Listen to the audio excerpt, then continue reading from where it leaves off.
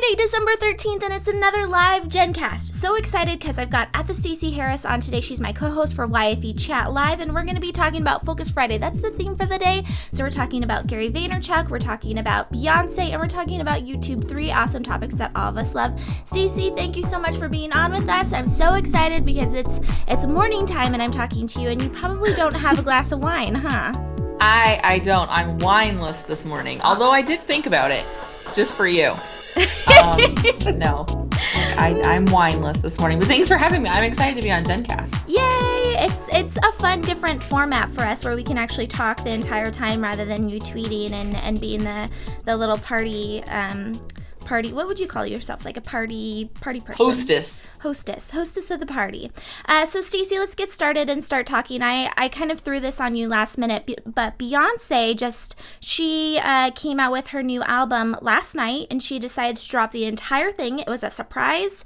Even the press is commenting on it, saying this is a big deal. We didn't really know about it. She hinted. I don't know if you got a chance to look at it too much, but we posted it up on the YFE Facebook page. Let me see if I can pull this article. And actually, Nicole Bitchie, I think is how you say her name. She is the one that I saw first thing on Facebook, and I got really excited about it. I started following her actually after one of our co-hosts on referred me over to her. So, Stacey, are you a Beyonce fan at all? I'm not a Beyonce fan. Sorry. I do like the way she's releasing this album, though. I think that the music industry has to evolve, and I think this is a really cool evolution. Very cool. I know I got excited about it too, just because it's something different. But the thing is, here's a couple of things that I wanted to comment on, because the reason why I'm bringing up Beyonce and a young female entrepreneur's, Jenn Cast type of a setting where it's Focus Friday, she's Queen Bee. I mean, it's nothing like, she's an artist, she's a pop artist, but at the same time, like her husband has said, she's a business girlfriend, or whatever you want to say, a businesswoman. She's a business in of herself. So with that being said, she came out on Nicole Bitchie that is the name of the blog, by the way. I'm not just saying that. So she said or reported that Beyonce is kind of fed up with the record industry. Like you said, it's time for a shakeup, Stacey. And she also commented with that same aspect that she commented on consumers, the way we consume music today, saying that, she'd remember sitting in front of the television watching Thriller with her parents, and it was a big deal. And here's my thoughts on it. While I love that she's shaking it up and doing something different, at the same time, I'm not sure, and I want to know your opinion on this. Can anyone just do that? Or is it someone like Beyonce, who's an artist, who really thinks, they were saying it was over a year that she recorded this album. Not just anyone can come out and put out an album like this and say, no buying singles, you have to buy this whole album. Consumers, there's a reason why we like to buy singles. It's because, we might like this artist, but the rest of their album is crap.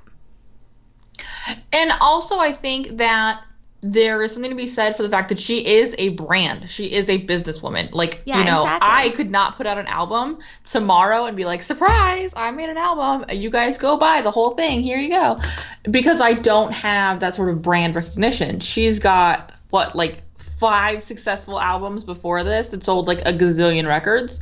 She has that sort of trust factor that's already there, and fans that will happily do that. Well, and it's funny too, is we're talking about, I feel like I talk about consistency a lot on this show, and the idea that every year, or every album, she's consistently done some type of press, and it's, there's some kind of gimmick around it usually, with her birthday or whatever it is. And this time, like Ursula is saying, she's genius with her marketing. Her marketing team deserves an award. The amount of press she created by not announcing anything, Ursula is saying, this is just genius. And it is, because you wake up in the morning and you're like, oh my goodness, it's Christmas. We've got a whole album that we can listen to. But I also feel like at the same time, going back into Beyonce can do this kind of a thing. Michael Jackson with Thriller. My mother, one of my pastimes as a kid, it was a big deal. We listened to her albums, and my mom has a bunch of 45s, which are singles, for those of you that don't know on records. one song, and she had a ton of Michael Jackson singles, like the disco Michael Jackson, that type of a thing, but she only owns one Michael Jackson record. And what record is that? Thriller. So I think not every artist can do that, and like she was saying, the record industry needs to be shaken up. I don't think this is a precedence that necessarily needs to be set. I do think, like Ursula said, it's a marketing genius. It's doing something different. It's making us think differently. It's making us just appreciate the music in a different way. So enough with that, Stacey, because you're on to talk about Gary Vaynerchuk, so I want to get to that, but really fast, YouTube, this is another really big thing. So YouTube came out and basically said, let me pull up the article. So this has been something that's in the works, right? So YouTube, you're able to stream like what we're doing now. I'm actually not streaming on YouTube right now, but we're able to stream this live using software that streams it out into the different YouTube, Ustream, live stream, and then we use a private stream. So we've actually created our own stream. And so that's what we're streaming on now. But before that, you had to have 100, I think it was 100 subscribers. Before that, you had to have 1,000. And now everyone can stream live on YouTube. So Stacey, this is great news because you and Corey are doing the Hangout coming up. You've got a test next week. When is that test, by the way? The test is Wednesday nights, the 18th at 6 Pacific, 9 Eastern. And yeah, we had planned on doing Hangouts on air, but yeah, I think we may check out the YouTube live. That's kind of the point of the test show, is to see what works. You can, the cool thing about this is that you can actually go into YouTube now and set up a live stream like I do, but do it through Hangout. So you don't actually have to go through Google Plus anymore. You can just go through YouTube. So I wanted to just, coming from, so what I am as a young female entrepreneur is that I own a live webcasting company. So like I said, we created our own stream, and we also do shows like this for other brands on a daily basis. And so one of the things that I've been paying attention to in the industry is the YouTube stream, because we're not necessarily out to make another live stream or another Ustream. We want to serve the production industry in a different way. But the livestream.com founder did an interview with This Weekend, and he was saying, YouTube is the issue here is copyright. So everyone that's going out and they're going to start streaming, if you don't have that built-in authority on YouTube already, where YouTube, you've monetized things and they've said, yes, go ahead and go with it, and that they've started to trust you, you have the problem where if you're streaming live, they could just take you down if you use any type of copyrighted material. And that's an issue for a lot of people, I think, especially people who are just getting started, or if you're doing a stream for a conference. So just think about those. And I think some of the best live webcasting, for those of you that are interested in doing it, the way that you make it really good is if you have backups.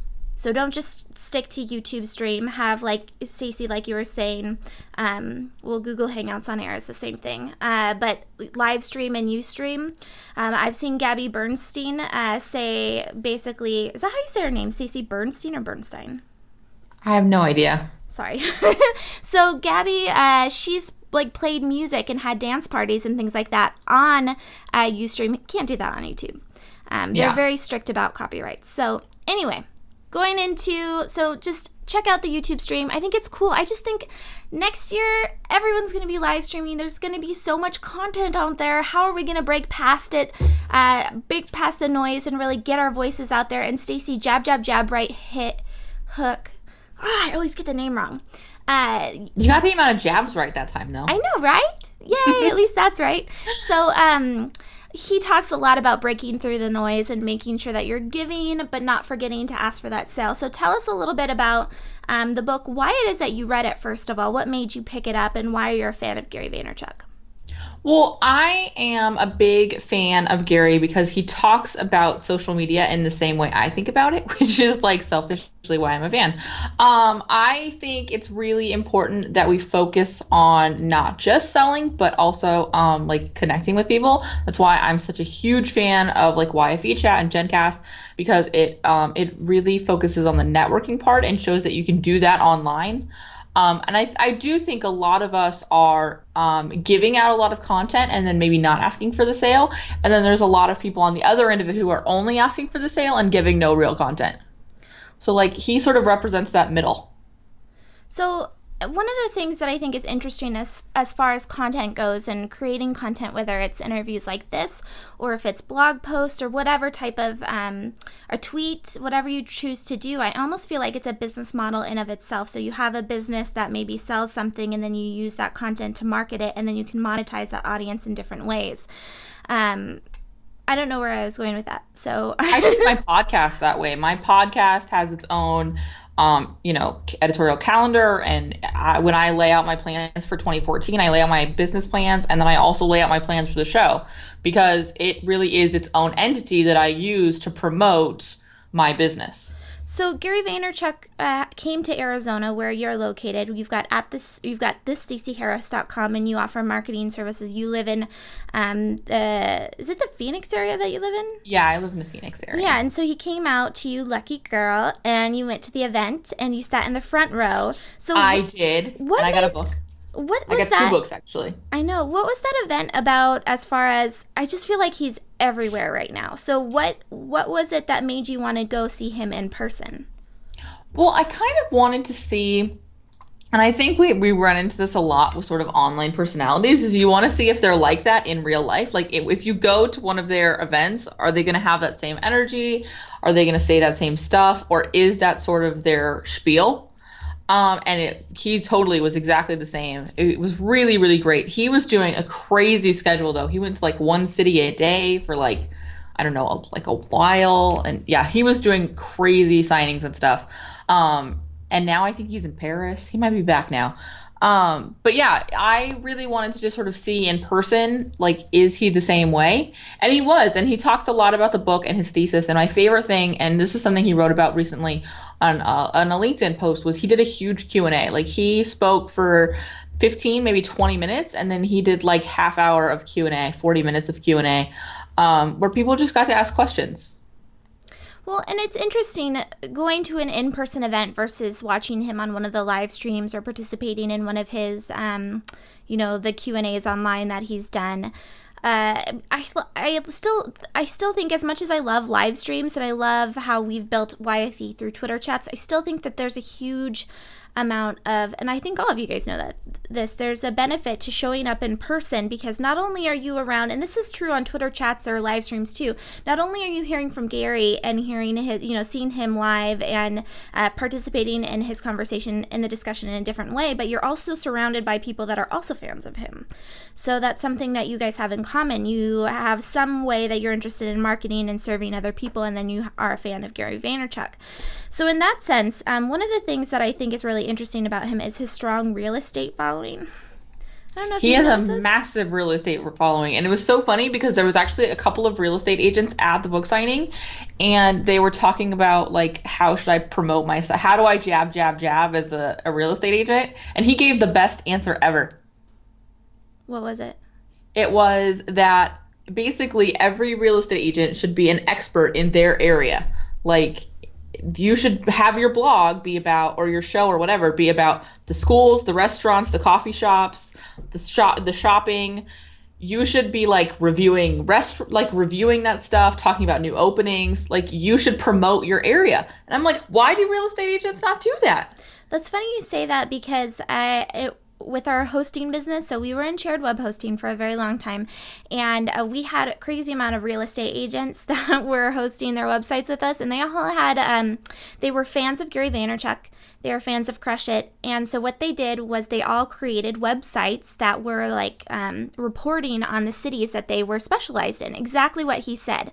So there's a lot of argument that's happening between the kind of like old boys club in real estate and these new people on whether or not that's actually effective. Does it actually sell homes? You're spending a ton of time creating content. What is it actually doing? And so it's funny because I read jab, right, jab, right hook, and and I was the first chapter or so, I was just like, I gotta skip this because this is getting so old. Because in every book he does like this little rant of social media is here and you have to use it, get on board, you have to be on this, you have to be on that. It's so silly not to, and I'm just like, I am on it, just tell me how to use it. But you would be amazed how many times I have to give that speech a week. So that's what I'm getting to. As much as I'm irritated by hearing the message over and over again, it's so amazing to me that people out there still don't really appreciate it and don't use it to its fullest. And I know I'm not using it to my fullest, which is why I appreciate books like that. So, Stacey, one of the last things that I want to end this with, because we're talking about focus here as our theme and how to develop new habits and really build out ourselves as business owners. And in the Power of Glamour, my question on Wednesday was, how much of what we're doing in business is going off of what others say is a success, what others say works, what others say that there's a high ROI in, follow my plan and you'll be perfect, that type of a thing, and how much of it is innovation, how much of it is us going out there trying new things and seeing if they work. So with that sense, how would you suggest that small business owners especially apply something like jab, jab, jab, right hook in their business? Do you feel like everyone should be following a blueprint, or should we really be going out there and trying new things? I mean, is it worth the time and effort? It's definitely worth the time and effort. And I am a big, big proponent of trying new things. One of the things that I've been talking about lately, because I'm getting ready to launch the beta test of my Rockstar Guide to Google Plus, is Google Plus. And everyone sort of tells me over and over again that they hate Google Plus because nobody's there, but not being there is kind of the reason that it's worth being there, because you're not dealing with as much noise. I know that Google Plus for me drives, with a smaller audience, as much traffic as Facebook and Twitter does. Wow. Well, you know what's funny too about Google Plus that I feel like you've mentioned in some of your webinars in the past is that different people are there. That's why I like being there, because there's a lot more dudes. There are a lot more dudes. There's a lot more men, and they're men in like my type of industry that, there's all the streamers, all the notable people in the tech space. I feel like they use it heavily. And if you want to extend your reach, if you want to meet new people, you should be there and try, like you were saying, try new things. Whereas one thing has sure results, being on Pinterest, like last night's Culture Baby was saying, I'm on Pinterest because if I put something out there, if I put the price on it, I have a system, I know it works. So how much, I think it's a fine balance of where to put your time when you know something works, but at the same time, stuff fades out, right? We don't own Pinterest, so who knows when they're going to change it. So having our fingers in all melting pots is always good. So also, everything changes, and every industry is not the same. Exactly. I can't put something up on Pinterest and put a price with it and it sell out next week. It doesn't work that way. So, Stacey, where can everyone find you after this? For anyone that doesn't know where at the Stacey Harris is. I'm at the Stacey Harris on Twitter, and then thestaceyharris.com is my website, and that's where you guys can find my podcast as well. And there's 2 days left to enter to win a signed copy of Jab, Jab, Jab, Right Hook. So go to thestaceyharris.com/episode 11, and you can enter to win. Yay! Make sure that you guys check that out, because it's a good book. It really is. And just if you are already on social media, skip the first couple chapters, and then you'll be good to go. So, Stacey, thank you so much for being with us in the morning. It's always fun to see your face and your beautiful new haircut. Oh, thank you. For everyone that didn't know or didn't watch last night's show, Stacey made a big drastic change in her hair, which is always fun as a business owner and a female. So, all right, Stacey. Thanks for having me. Thank you. All right, so you've been watching Jenn Cast, the live daily webcast that happens Monday through Friday here on YFElive.com at 10 a.m. Pacific, 1 p.m. Eastern. Thank you so much for joining us live, for being on the chat. If you're watching this later, make sure that you comment, add your input into the discussion, share it, like it, subscribe, all of those good things to help spread the word about YFE. Don't forget, today's daily action item is to go into Bootstrap Book Club and answer question number 7. If you don't know where Bootstrap Book Club is, it's yfe.me/find me in the club. All right, thank you so much for watching. This has been Jennifer Donogh with the Daily Live Webcast Jenn Cast. Make sure that you tweet me at Jennifer Donogh. See you again next week.